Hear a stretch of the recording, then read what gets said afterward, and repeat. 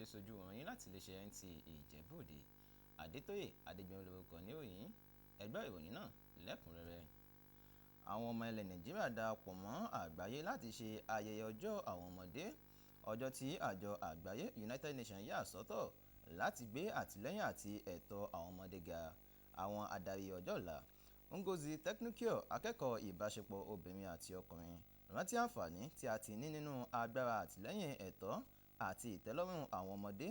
Ó sì tún sọ àwọn ìpèníjà àti àǹfààní títí ń dóde àwọn ọmọ wa lọ́jọ́ ọ̀la.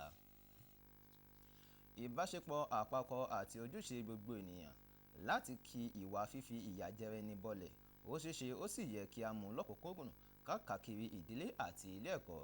Eléyìí ni ó jẹ jáde níbi ayẹyẹ ọjọ́ àwọn ọmọdé ti ọdún 2025 tí wọ́n ṣe ní ìlú Àkúrẹ́, ìpínlẹ̀ Oǹdó, pẹ̀lú àkòrí pípèsè àwùjọ tí kò ní fi ìyà jẹ ọmọ kankan mọ́. Ààrẹ Bọ́lá Ahmed Tinubu ti dé sí ìlú Èkó ṣáájú ayẹyẹ ìrántí 50 ọdún àjọ tó ń rí sí ètò ọrọ̀ ajé ẹkùn ìwọ̀ oòrùn orílẹ̀-èdè ilẹ̀ Áfíríkà, eléyìí tó máa wáyé ní ọ̀la Ọjọ́rú.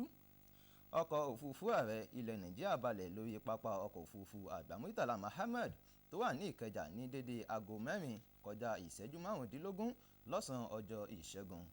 Gómìnà ìpínlẹ̀ Èkó Babájídé Sanwó-Olú àti ẹgbẹ́ aṣojú ọ́fíìsì ìpínlẹ̀ àti ìjọba àpapọ̀ tẹ́wọ́ gba ààrẹ ní ìpínlẹ̀ Èkó.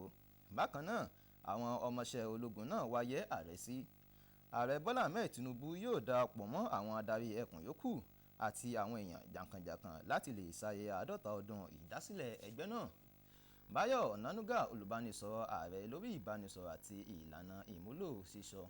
Ààrẹ Tinubu tó tún jẹ́ alákòóso fún àjọ ECOWAS yóò sọ̀rọ̀ nípa àfikún àti ìlúmọ̀ọ́ká ẹgbẹ́ náà níbi àjọyọ̀ tí yóò wáyé ní gbàgede ìgbàlejò ilé ìtura Èkó Hotel and Suites. Nígbà tí ààrẹ bá wà lẹ́kọ̀ọ́ ní ọjọ́ àbámẹ́ta, ìyẹn ní oṣù karùn-ún ọjọ́ 21, yóò tún ṣe ìfilọ́lẹ̀ àwọn iṣẹ́ àkànṣe ìṣèjọba rẹ̀. Lára rẹ̀ ní abala àkọ́kọ́ òpópónà ẹsẹ̀ odò láti Èkó lọ sí Calabar, ibùdó ọkọ̀ ojú omi ti Lẹ́kí àti ìfilọ́lẹ̀ abala kejì iṣẹ́ òpópónà Èkó lọ sí Calabar pẹ̀lú 7th Archer Road. Ààrẹ Tinubu yóò kírun ọdún Iléyá ní ilé ìjọba tó wà ní Dodan Barracks kó tó padà sí ìlú Àbújá.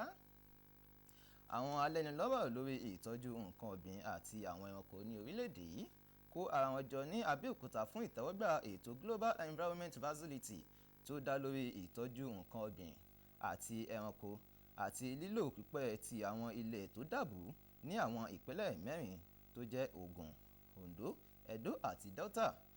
Ètò yìí ti iléeṣẹ́ tó ń rí sí ètò oúnjẹ àti ètò ọ̀gbìn pẹ̀lú àjọṣepọ̀ ẹ̀ka ètò ọ̀gbà orílẹ̀-èdè Nàìjíríà ní èròǹgbà ìtọ́jú ìlò pípẹ́ àti àtúnṣe àwọn agbègbè ilẹ̀ tó dàbù láti lè bá dáàbòbò nǹkan ọ̀gbìn àti ró ìgbésí ayé àwọn aráàlú lágbára. Yẹmi Dalema ló jábọ̀ ìròyìn.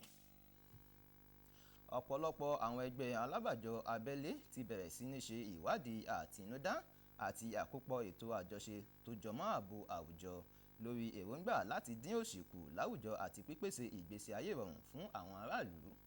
Eléyìí jẹ jáde níbi ìpàgọ́ tí wọ́n ṣe láti bẹ̀rẹ̀ ìmúlò ètò tí àwọn ajàfún ẹ̀tọ́ ọmọnìyàn ṣe àti ìdáàbòbò aráàlú, eléyìí tí iléeṣẹ́ tó ń rí ṣètò agbègbè àti ìṣedéédé ọrọ̀ ajé àjọ ANEJ ṣètò àti lè fi ṣàmójútó ètò àwùjọ àti ìṣàgbéga ètò ààbò àwọn aráàlú.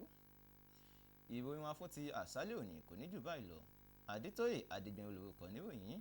Títí dọ̀la ó dàbọ̀.